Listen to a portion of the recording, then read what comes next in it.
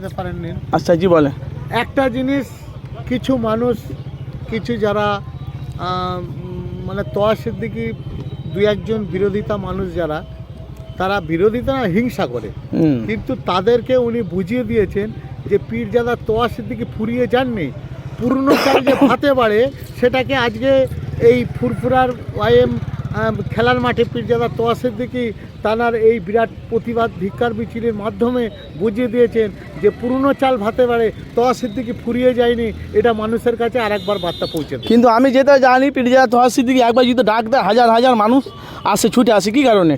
কারণটা হচ্ছে উনি যে প্রতিবাদটা গড়ে তোলেন, যে ওনার যে প্রতিবাদটা আছে সেটা মায়ের দুধের মতো খাঁটি আছে, সেই জন্য মানুষ চলে আসেন দৌড়ে, হাজার হাজার কেন লক্ষ লক্ষ মানুষও চলে আসে। আজকে তো প্রমাণ হয়ে গেল না? হ্যাঁ, প্রমাণ। উনি তো কাউকে দাওয়াত দেয়নি। না না না, দাউদ কেন দেবে?